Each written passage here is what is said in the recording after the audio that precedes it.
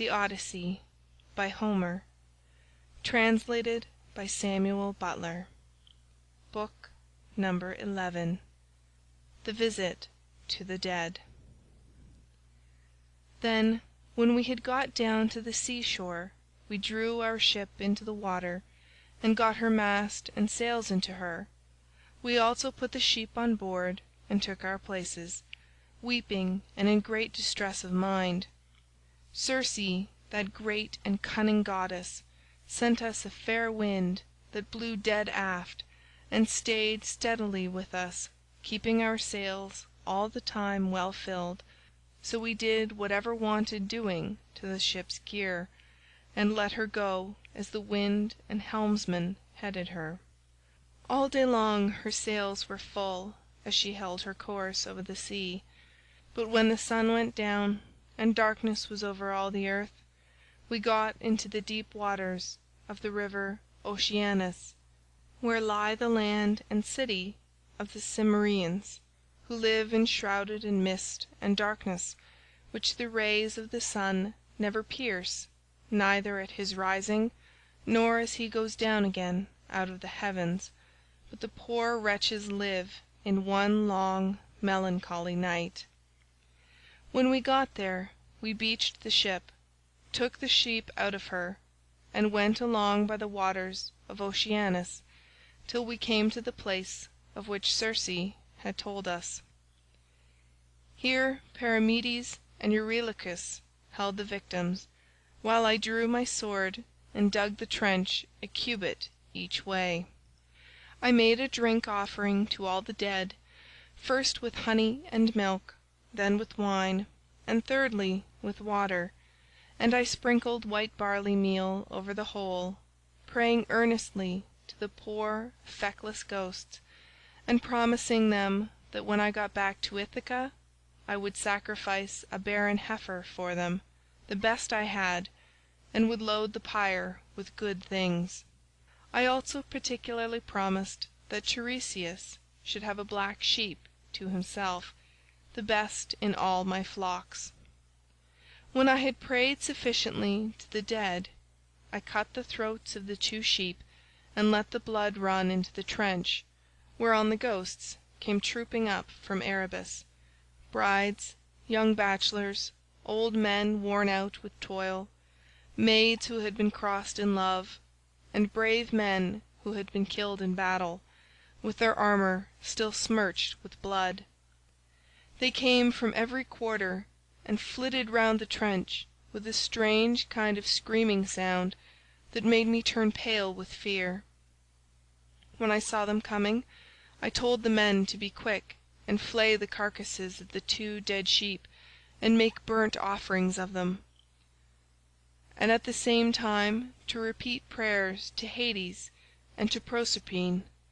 But I sat where I was with my sword drawn, and would not let the poor feckless ghosts come near the blood till Tiresias should have answered my questions. The first ghost that came was that of my comrade Elpenor, for he had not yet been laid beneath the earth. We had left his body unwaked and unburied in Circe's house, for we had had too much else to do. I was very sorry for him, and cried when I saw him. "Elpenor," said I, "how did you come down here into this gloom and darkness? You have got here on foot quicker than I have with my ship." "Sir," he answered with a groan, "it was all bad luck, and my own unspeakable drunkenness. I was lying asleep on the top of Circe's house, and never thought of coming down again by the great staircase, but fell right off the roof and broke my neck, so my soul came down to the house of Hades. And now I beseech you by all those whom you have left behind you, though they are not here, by your wife, by the father who brought you up when you were a child, and by Telemachus, who is the one hope of your house, do what I shall now ask you. I know that when you leave this limbo you will again hold your ship for the Aegean island. Do not go thence leaving me unwaked and unburied behind you, or I may bring heaven's anger upon you. but burn me with whatever armour I have. Build a barrow for me on the sea shore, that may tell people in days to come what a poor unlucky fellow I was, and plant over my grave the oar that I used to row with when I was yet alive and with my messmates." And I said, "My poor fellow, I will do all that you have asked of me." Thus then did we sit and hold sad talk with one another, I on the one side of the trench with my sword held over the blood, and the ghost of my comrade saying all this to me from the other side. Then came the ghost of my dead mother Anticlea, daughter of Autolycus. I had left her alive when I set out for Troy, and was moved to tears when I saw her, but even so, for all my sorrow, I would not let her come near the blood till I had asked my questions of Tiresias. Then came also the ghost of Theban Tiresias, with his golden sceptre in his hands. He knew me, and said, "Ulysses, noble son of Laertes, why, poor man, have you left the light of day, and come down to visit the dead in this sad place? Stand back from the trench, and withdraw your sword, that I may drink of the blood, and answer your questions truly." So I drew back, and sheathed my sword, whereon, when he had drank of the blood, he began with his prophecy. "You want to know," said he, "about your return home, but heaven will make this hard for you. I do not think that you will escape the eye of Neptune, who still nurses his bitter grudge against you for having blinded his son. Still, after much suffering, you may get home, if you can restrain yourself and your companions, when your ship reaches the Thrinacian island, where you will find the sheep and cattle belonging to the sun, who sees and gives ear to everything. If you leave these flocks unharmed and think of nothing but of getting home, you may yet after much hardship reach Ithaca, but if you harm them, then I forewarn you of the destruction both of your ship and of your men. Even though you may yourself escape, you will return in bad plight after losing all your men, in another man's ship, and you will find trouble in your house which will be overrun by high-handed people who are devouring your substance under the pretext of paying court and making presents to your wife. When you get home you will take your revenge on these suitors, and after you have killed them by force or fraud in your own house, you must take a well-made oar and carry it on and on, till you come to a country where the people have never heard of the sea and do not even mix salt with their food, nor do they know anything about ships and oars that are as the wings of a ship. I will give you this certain token which cannot escape your notice. A wayfarer will meet you and will say it must be a winnowing shovel that you have got upon your shoulder. On this you must fix the oar in the ground, and sacrifice a ram, a bull, and a boar to Neptune. Then go home and offer hecatombs to all the gods in heaven one after the other. As for yourself, death shall come to you from the sea, and your life shall ebb away very gently when you are full of years and peace of mind, and your people shall bless you. All that I have said will come true." "This," I answered, "must be as it may please heaven, but tell me, and tell me, and tell me true. I see my poor mother's ghost close by us. She is sitting by the blood without saying a word, and though I am her own son, she does not remember me and speak to me. Tell me, sir, how can I make her know me?" "That," said he, "I can soon do. Any ghost that you let taste of the blood will talk with you like a reasonable being, but if you do not let them have any blood, they will go away again." On this the ghost of Tiresias went back to the house of Hades, for his prophesyings had now been spoken. But I sat still where I was until my mother came up and tasted the blood. Then she knew me at once, and spoke fondly to me, saying, "My son, how did you come down to this abode of darkness while you are still alive? It is a hard thing for the living to see these places, for between us and them there are great and terrible waters, and there is Oceanus, which no man can cross on foot, but he must have a good ship to take him. Are you all this time trying to find your way home from Troy, and have you never yet got back to Ithaca, nor seen your wife in your own house?" "Mother," said I was forced to come here to consult the ghost of the Theban prophet Tiresias. I have never yet been near the Achaean land, nor set foot on my native country, and I have had nothing but one long series of misfortunes from the very first day that I set out with Agamemnon for Ilius, the land of noble steeds, to fight the Trojans. But tell me, and tell me true, in what way did you die? Did you have a long illness, or did heaven vouchsafe you a gentle, easy passage to eternity? Tell me also about my father and the son whom I left behind me. Is my property still in their hands, or has some one else got hold of it? Who thinks that I shall not return to claim it? Tell me again what my wife intends doing, and in what mind she is. Does she live with my son and guard my estate securely, or has she made the best match she could, and married again?"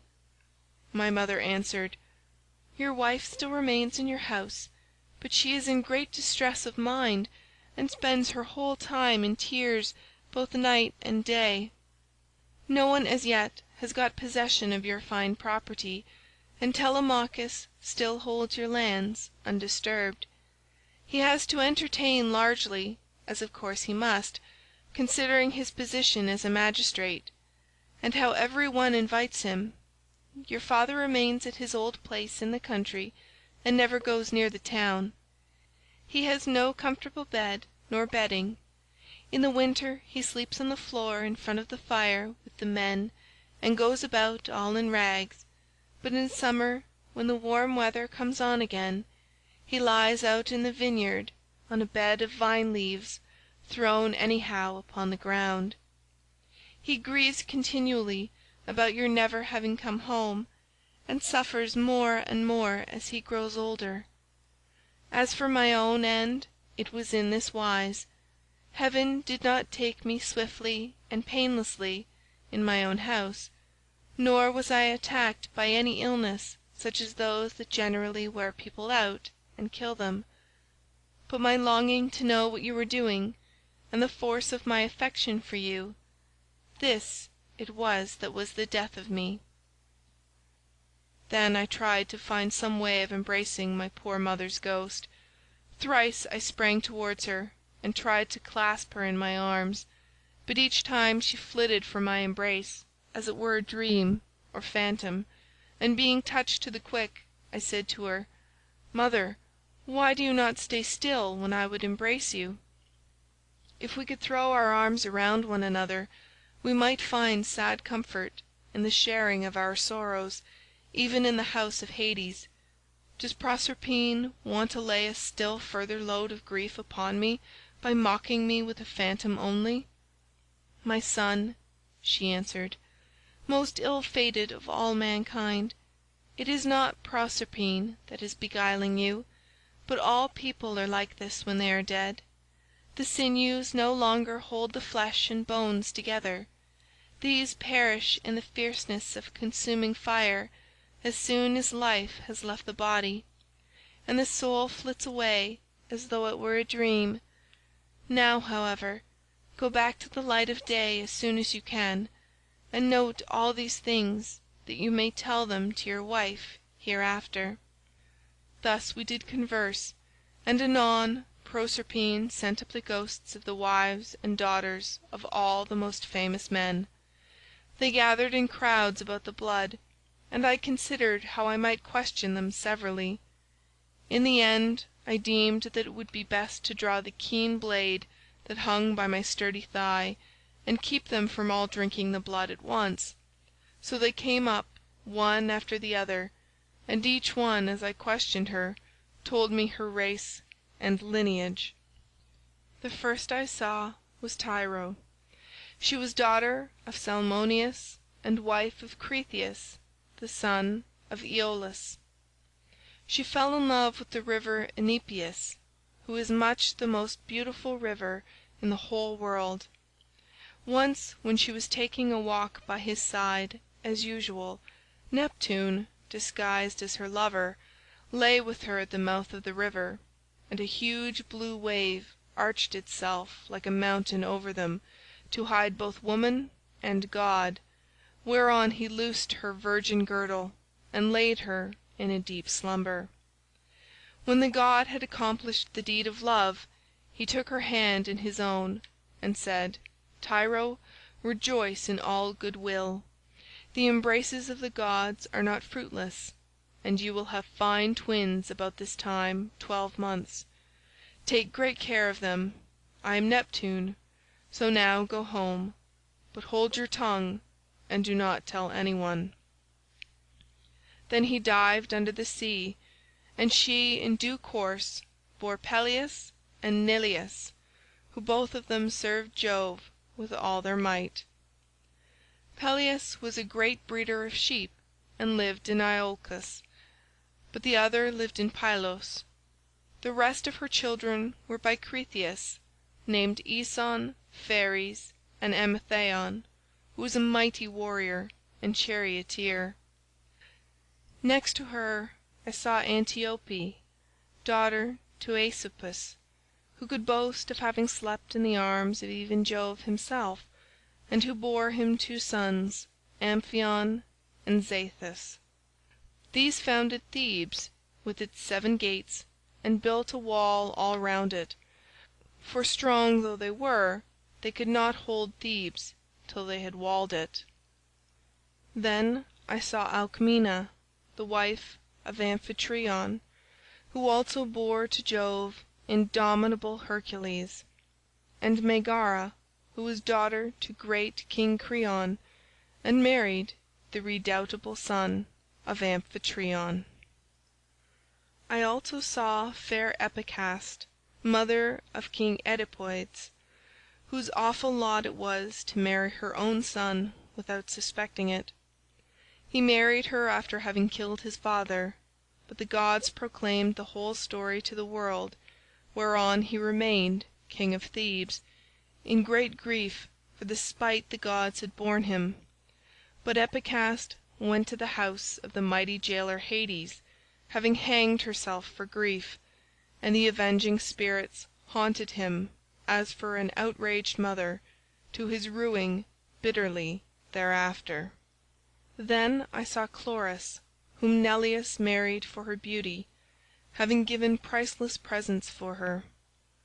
She was youngest daughter to Amphion, son of Iasus, and king of Minian Orchomenus, and was queen in Pylos. She bore Nestor, Chromius, and Periclymenus, and she also bore that marvellously lovely woman Pero, who was wooed by all the country round, but Neleus would only give her to him who should raid the cattle of Iphicles from the grazing grounds of Phylace, and this was a hard task. The only man who would undertake to raid them was a certain excellent seer, but the will of heaven was against him, for the rangers of the cattle caught him and put him in prison. Nevertheless, when a full year had passed, and the same season came round again, Iphicles set him at liberty, after he had expounded all the oracles of heaven. Thus, then, was the will of Jove accomplished.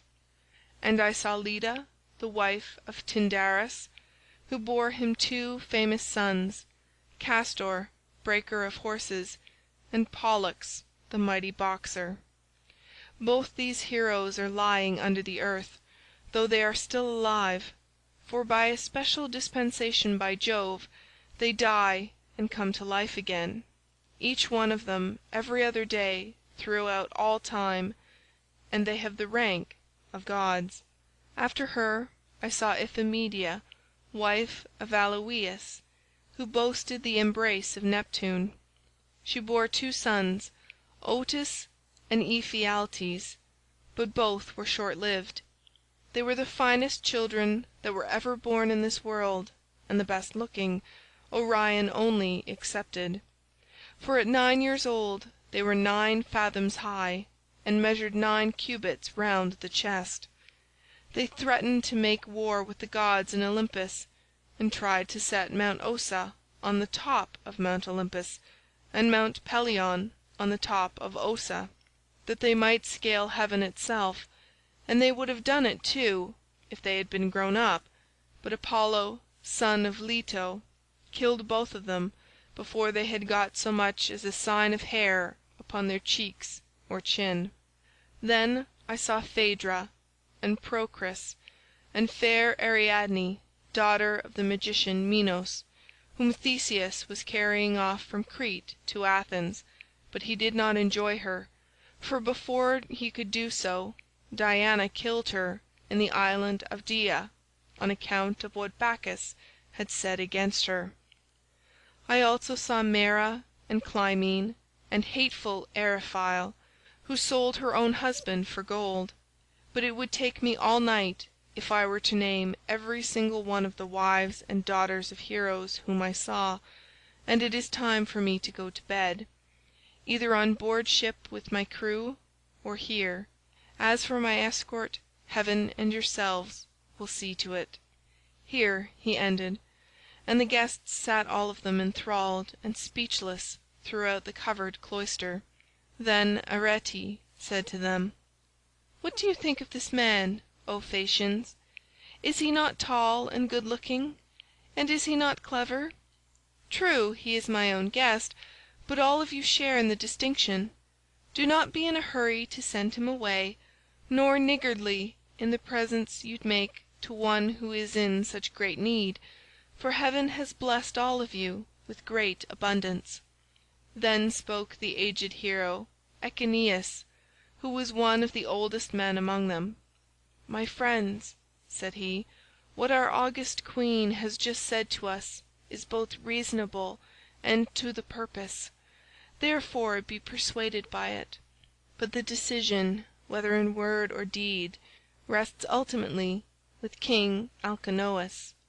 "The thing shall be done," exclaimed Alcinous, "as surely as I still live and reign over the Phaeacians. Our guest is indeed very anxious to get home. Still we must persuade him to remain with us until tomorrow, by which time I shall be able to get together the whole sum that I mean to give him. As regards his escort, it will be a matter for you all, and mine above all others as the chief person among you." And Ulysses answered, "King Alcinous, if you were to bid me to stay here for a whole 12 months, and then speed me on my way, loaded with your noble gifts, I should obey you gladly, and it would redound greatly to my advantage, for I should return fuller-handed to my own people, and should thus be more respected and more beloved by all who see me when I get back to Ithaca." "Ulysses," replied Alcinous, "not one of us who sees you has any idea that you are a charlatan or a swindler. I know there are many people going about who tell such plausible stories that it is very hard to see through them, but there is a style about your language which assures me of your good disposition. Moreover, you have told the story of your own misfortunes and those of the Argives, as though you were a practised bard. But tell me, and tell me true, whether you saw any of the mighty heroes who went to Troy at the same time with yourself, and perished there. The evenings are still at their longest, and it is not yet bedtime. Go on, therefore, with your divine story, for I could stay here listening till tomorrow morning, so long as you will continue to tell us of your adventures." "Alcinous," answered Ulysses, "there is a time for making speeches and a time for going to bed. Nevertheless, since you so desire, I will not refrain from telling you the still sadder tale of those of my comrades who did not fall fighting with the Trojans, but perished on their return, through the treachery of a wicked woman. When Proserpine had dismissed the female ghosts in all directions, the ghost of Agamemnon, son of Atreus, came sadly up to me, surrounded by those who had perished with him in the house of Aegisthus. As soon as he had tasted the blood, he knew me, and weeping bitterly, stretched out his arms towards me to embrace me, but he had no strength nor substance any more, and I too wept and pitied him as I beheld him. 'How did you come by your death?' said I.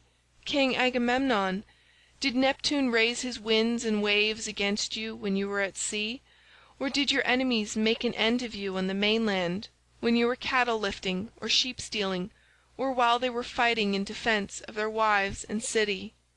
'Ulysses,' he answered, 'noble son of Laertes, I was not lost at sea in any storm of Neptune's raising, nor did my foes dispatch me upon the mainland, but Aegisthus and my wicked wife were the death of me between them. He asked me to his house, feasted me, and then butchered me most miserably, as though I were a fat beast in a slaughter-house, while all around me my comrades were slain like sheep or pigs for the wedding breakfast or picnic or gorgeous banquet of some great nobleman. You must have seen numbers of men killed either in a general engagement or in single combat, but you never saw anything so truly pitiable as the way in which we fell in that cloister, with the mixing bowl and the loaded tables lying all about, and the ground reeking with our blood. I heard Priam's daughter Cassandra scream as Clytemnestra killed her close beside me. I lay dying upon the earth with the sword in my body, and raised my hands to kill the slut of a murderess, but she slipped away from me. She would not even close my lips nor my eyes when I was dying, for there is nothing in this world so cruel and so shameless as a woman when she has fallen into such guilt as hers was. Fancy murdering her own husband! I thought I was going to be welcomed home by my children and my servants, but her abominable crime has brought disgrace on herself and all women who shall come after, even on the good ones.' And I said, 'In truth Jove has hated the house of Atreus from first to last in the matter of their women's counsels. See how many of us fell for Helen's sake, and now it seems that Clytemnestra hatched mischief against you too during your absence. Be sure, therefore,' continued Agamemnon, 'and not be too friendly even with your own wife. Do not tell her all that you know perfectly well yourself. Tell her a part only, and keep your own counsel about the rest. Not that your wife, Ulysses, is likely to murder you, for Penelope is a very admirable woman, and has an excellent nature. We left her a young bride with an infant at her breast when we set out for Troy. This child no doubt is now grown up happily to man's estate, and he and his father will have a joyful meeting, and embrace one another as it is right they should do, whereas my wicked wife did not even allow me the happiness of looking upon my son, but killed me ere I could do so. Furthermore I say, and lay my saying to your heart, do not tell people when you are bringing your ship to Ithaca, but steal a march upon them, for after all this there is no trusting women. But now tell me, and tell me true, can you give me any news of my son Orestes? Is he in Orchomenus, or at Pylos, or is he at Sparta with Menelaus, for I presume that he is still living.' And I said, 'Agamemnon, why do you ask me? I do not know whether your son is alive or dead, and it is not right to talk when one does not know.' As we two sat weeping and talking thus sadly with one another, the ghost of Achilles came up to us with Patroclus, Antilochus, and Ajax, who was the finest and goodliest man of all the Danaans after the son of Peleus. The fleet descendant of Aeacus knew me and spoke piteously, saying, "Ulysses, noble son of Laertes, what deed of daring will you undertake next, that you venture down to the house of Hades among us silly dead, who are but the ghosts of them that can labour no more?" And I said, "Achilles, son of Peleus, foremost champion of the Achaeans, I came to consult Tiresias and see if he could advise me about my return home to Ithaca, for I have never yet been able to get near the Achaean land, nor to set foot in my own country, but have been in trouble all the time. As for you, Achilles, no one was ever yet so fortunate as you have been, nor ever will be, for you were adored by all us Argives as long as you were alive, and now that you are here, you are a great prince among the dead. Do not, therefore, take it so much to heart, even if you are dead." "Say not a word," he answered, "in death's favour. I would rather be a paid servant in a poor man's house, and be above ground, than king of kings among the dead. But give me news about my son. Is he gone to the wars, and will he be a great soldier, or is this not so? Tell me also if you have heard anything about my father, Peleus.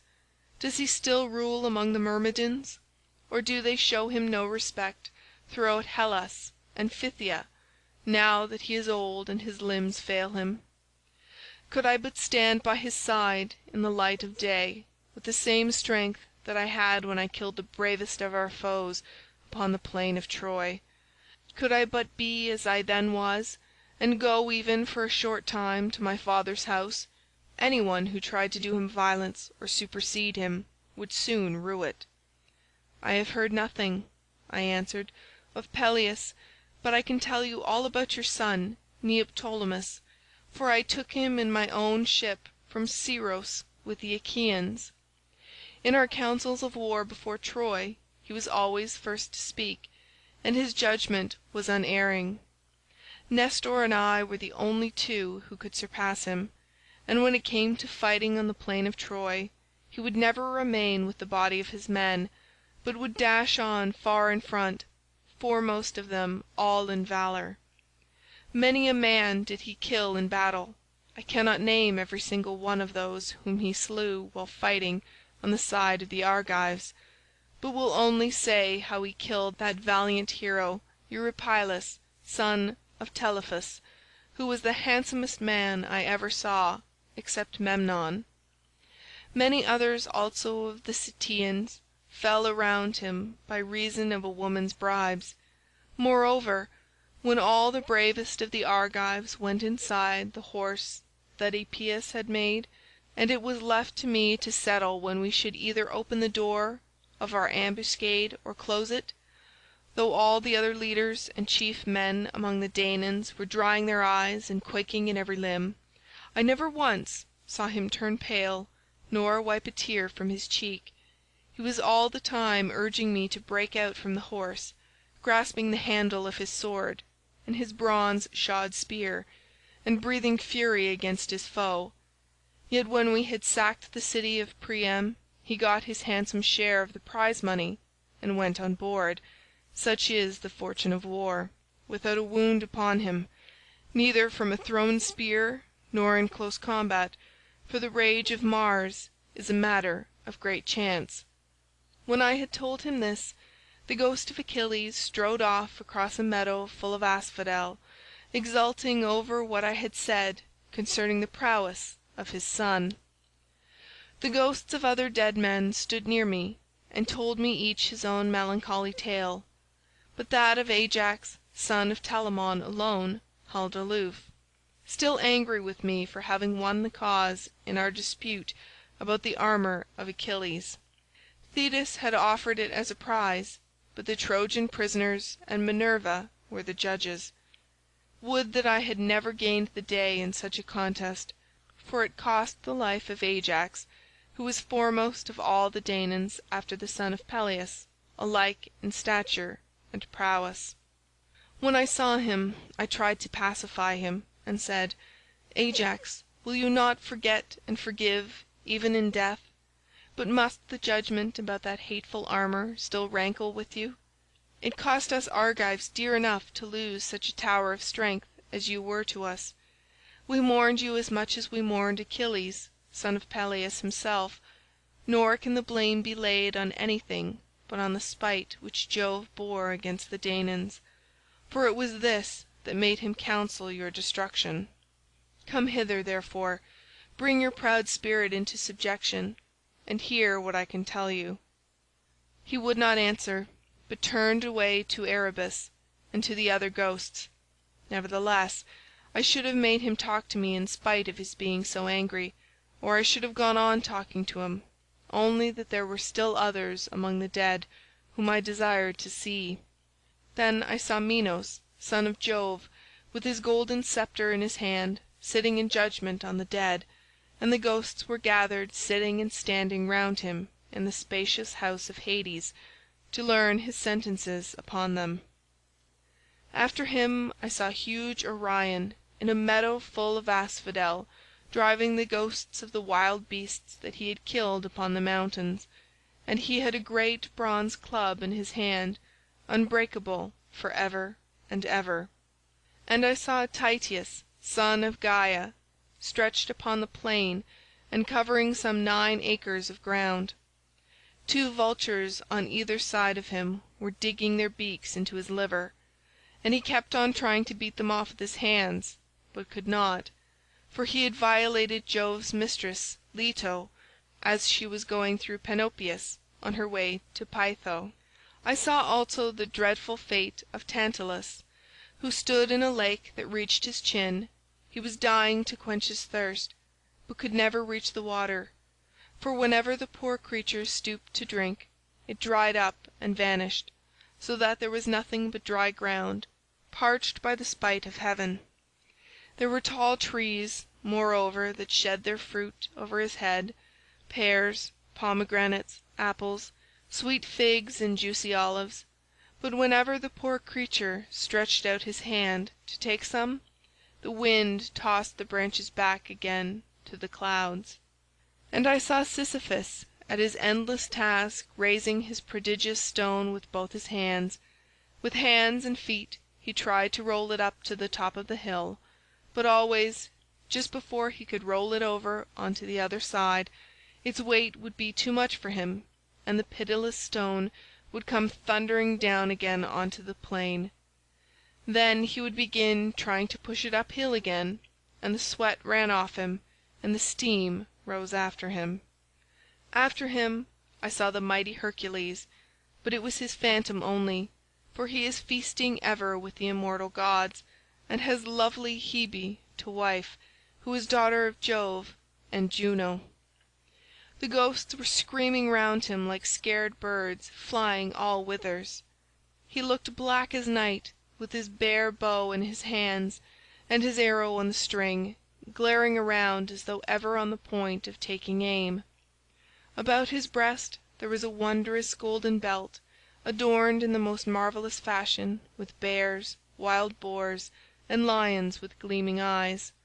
There was also war, battle, and death. The man who made that belt, do what he might, would never be able to make another like it. Hercules knew me at once when he saw me, and spoke piteously, saying, "My poor Ulysses, noble son of Laertes, are you too leading the same sorry kind of life that I did when I was above ground? I was son of Jove, but I went through an infinity of suffering, for I became bondsman to one who was far beneath me, a low fellow who set me all manner of labours.